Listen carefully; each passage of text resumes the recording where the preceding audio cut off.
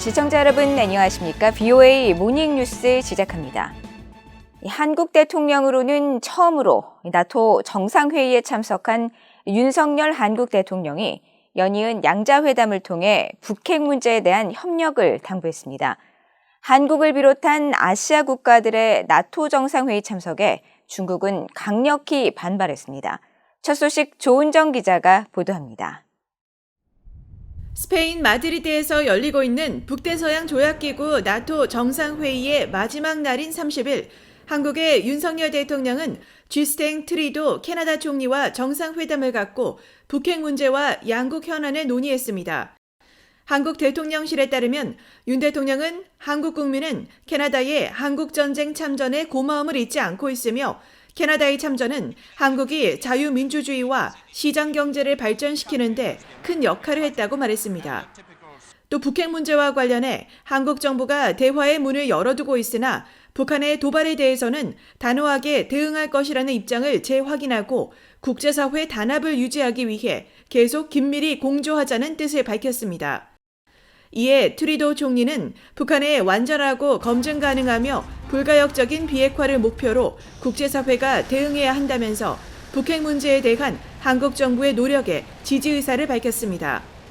윤 대통령은 이날 페트르 피알라 체코 총리와도 정상회담을 갖고 북핵 문제를 논의했으며 북한의 완전한 비핵화 달성을 위한 체코 측의 지속적인 관심과 협조를 당부했습니다. 피알라 총리는 한국 정부의 대북 정책에 지지 입장을 나타냈으며 두 정상은 또 우크라이나 사태의 조속한 종식과 평화 회복, 민주주의 가치 규범 기반 질서의 수호를 위한 긴밀한 공조 필요성에도 공감한 것으로 알려졌습니다. 나토 정상회의 마지막 날인 30일 정상들은 테러 척결을 위한 협력 방안을 집중적으로 논의했습니다.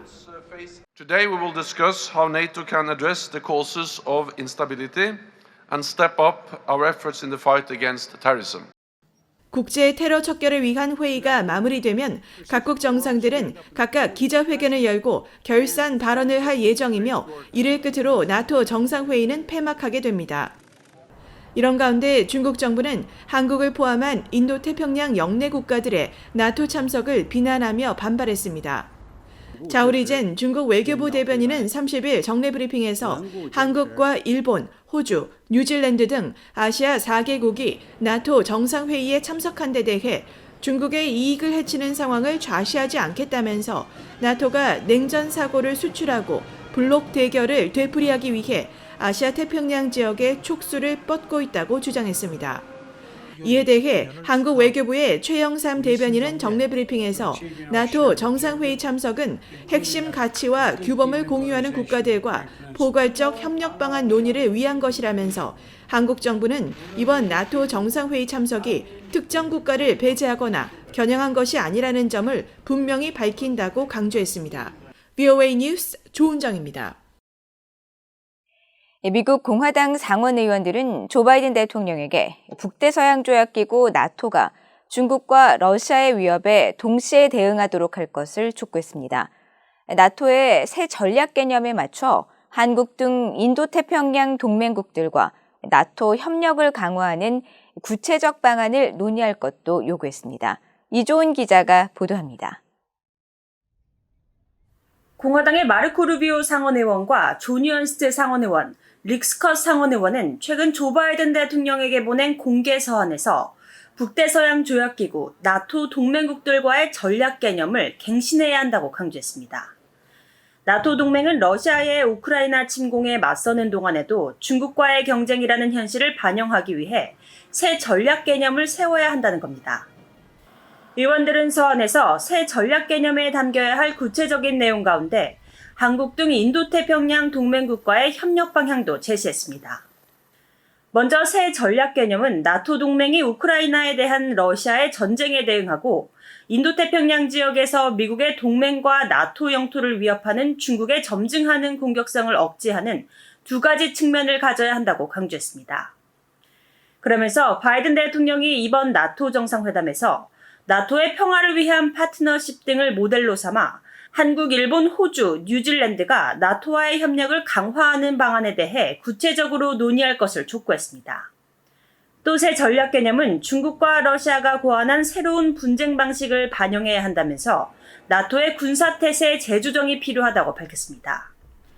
이어 이런 새로운 형태의 분쟁에 맞서는 전문성과 지식을 공유하기 위해 할 수 있는 일이 많다며 나토는 타이완, 우크라이나, 일본, 리투아니아, 한국과 같은 나라들이 독재국가의 압력에 맞서는 데 협력할 수 있도록 이들 나라를 하나로 모으기 위해 노력해야 한다고 강조했습니다. 또 나토의 새 전략 개념은 적국 간 협력이 증대되는 현실을 인식해야 한다고 밝혔습니다. 그러면서 러시아와 중국이 이란 핵 협상에서 이란을 옹호한 사실을 언급하며 동맹국들은 적국의 위협에 개별적으로 대응하거나 이런 위협을 무시해왔지만 적국들은 협력을 강화했다고 지적했습니다. VOA 뉴스 이존입니다. 미국 상원정보위원회가 최근 전체 회의를 열고 16개 정보기관의 예산과 정책 방향을 담은 2023 회계연도 정보수권법안을 만장일치로 의결했습니다. 상원정보위원장인 민주당의 마크 워너 의원은 성명을 통해 이번 정보수권법안은 미국 정보기관들이 미국 보호에 필요한 재원을 갖추도록 하겠다는 위원회의 초당적 의지를 반영한 것으로 적국들과 맞서기 위한 능력을 향상할 것이라고 강조했습니다. 공화당 간사인 마르코 루비오 의원도 성명을 통해 이번 법안은 북한 등 적국들의 위협 대처에 중점을 두고 있다며 중국과 러시아, 이란, 북한 등 불량 국가들로부터 끊임없이 증가하는 위협에 대처하기 위해 필요한 곳에 관련 조치와 재원 할당을 지시한다고 밝혔습니다. 정보수권법안은 북한과 관련해 북한 정권의 각종 수입원에 대한 정보당국의 평가를 요구하는 내용을 담아왔으며 구체적 내용은 본회의 심의기간 공개될 예정입니다. 미국의 핵 전문가들은 북한이 핵무기 수십 기를 제조할 수 있는 핵물질을 보유하고 있을 것으로 추정하는 것이 현실적이라고 분석했습니다. 또 현재 북한의 핵 관련 역량이나 경제적 여건으로는 핵무력 완성이 불가능할 것이라는 점도 지적했습니다. 조상진 기자의 보도입니다. 미국의 핵 전문가인 데이비드 올브라이트 과학국제안보연구소 소장은 23일 VOA에 북한이 현재 수십 기의 핵무기를 만들 수 있는 분량의 핵물질을 보유하고 있을 것으로 추정했습니다. 북한이 전술 핵무기 역량 확보를 위해 무기급 우라늄 생산량을 크게 늘렸을 가능성이 있으며 다만 정확한 우라늄 제조량을 알기 어려운 것이 현실이라고 말했습니다. I think it's not hard to arrive at numbers like tens of nuclear weapons. That depends, the tens depends on North Korea making weapon grade uranium, which we know they're making, but that's where it gets tricky is we don't know how much they've made. And so you then have to make assumptions and you can get an upper bound that's high, but you also can get a lower bound that's much lower than the upper bound. And so if you do that, you'll end up with enough for tens of nuclear weapons. 올브라이트 소장은 그러나 북한이 핵무력을 완성하는 것은 시간 문제라는 일각의 평가에는 동의하기 어렵다고 말했습니다. 북한의 핵 역량은 초보 수준으로 미국과 대등한 군비 경쟁은 어렵다면서 북한은 미국과의 군비 경쟁으로 급격히 쇠퇴의 길로 들어선 구소련에게서 아무런 교훈도 얻지 못했다고 지적했습니다. The United States played this game for decades and know it pretty well. North Korea is a newcomer and they're making rookie mistakes. They're going to regret that because they're going to be forced to spend more and more money to develop more and more nuclear weapons. And they probably will never be satiated. 국제원자력기구 IAEA 사무차장을 지낸 올리 하이노넨 스팀슨 센터 특별연구원도 북한이 현재 보유한 것으로 추정되는 핵무기 개수는 최대 40에서 50기를 넘지 않을 것으로 평가했습니다. 북한의 핵 분열성 물질 비축량을 바탕으로 핵무기 운반수단 역량을 고려해 북한의 핵무기 보유 개수를 산출했을 때 20기에서 최대 50기를 넘지 않는 수준에서 핵무기 제조 물질을 보유했을 것으로 추정하는 것이 합리적이라는 지적입니다. 앞서 미국의 민간 연구단체인 미국 외교협회는 28일 북한 군사력 분석 보고서에서 북한이 핵무기 100기 이상을 만들 수 있는 핵물질을 보유한 것으로 추정했습니다. 그러면서 북한이 핵무기를 운반할 미사일 기술 역시 큰 진전을 보였다며 북한의 핵무력 완성은 사실상 시간 문제로 평가했습니다. VOA 뉴스 조상진입니다. 북한이 전 세계에서 암호화폐 관련 해킹을 가장 많이 시도하는 국가며 이를 통해 무기 프로그램을 위한 자금을 마련하고 있다는 지적이 제기됐습니다. 국제 암호화폐 분석업체 코인컵은 최근 발표한 암호화폐 범죄 실태 관련 보고서에서 지난 2011년부터 올해까지 발생한 암호화폐 해킹 사건을 분석한 결과 북한이 15건으로 가장 많은 암호화폐 해킹을 시도했다고 밝혔습니다.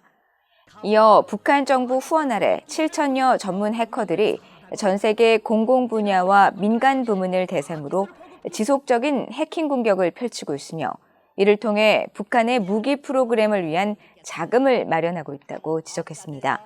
또 북한이 본격적으로 암호화폐 해킹에 뛰어든 것은 2017년부터이며 지금까지 탈취한 암호화폐 총 가치는 약 16억 달러, 한화 2조 원에 달하고 알려지지 않은 북한 당국에 의한 암호화폐 해킹 사건은 이보다 훨씬 더 많을 것으로 추정된다고 밝혔습니다. 2020년 서해상에서 북한군에 의해 피격 사망한 한국해양수산부 공무원 사건의 진상규명을 추진하고 있는 한국국회 국민의힘과 피해자 유족들이 유엔 등 국제사회를 통해 북한의 범죄 행위 책임을 규명하는 방안을 추진합니다. 여당인 국민의힘 해양수산부 공무원 피격 사건 진상조사 태스크포스 위원장을 맡은 하태경 의원은 30일 서울에서 외신 기자회견을 통해 서해 공무원 피격 사건을 유엔과 미국, 유럽연합, EU 등 새 방식으로 접근해 국제 공론화할 것이라고 밝혔습니다. 이어 유족 측 대변인 이래진 씨 등과 오는 9월 미국을 방문해 의회 청문회와 미국 국무부 당국자 회동을 추진 중이며 유엔 사무총장과의 만남을 비롯해 유엔 인권이사회를 상대로 한 진정도 추진하고 있다고 설명했습니다. 유족 측 법률 대리인을 맡고 있는 김기윤 변호사는 전임 문재인 정부가 사건 관련 정보를 공개하지 않은 데 대한 문제 등을 유엔 차원에서 제기할 것이라면서 전임 정부의 직무유기와 직권 남용 여부 등에 대해서도 살펴볼 것이라고 말했습니다. 이상으로 BOA 모닝뉴스를 모두 마칩니다. 시청해주신 여러분 고맙습니다.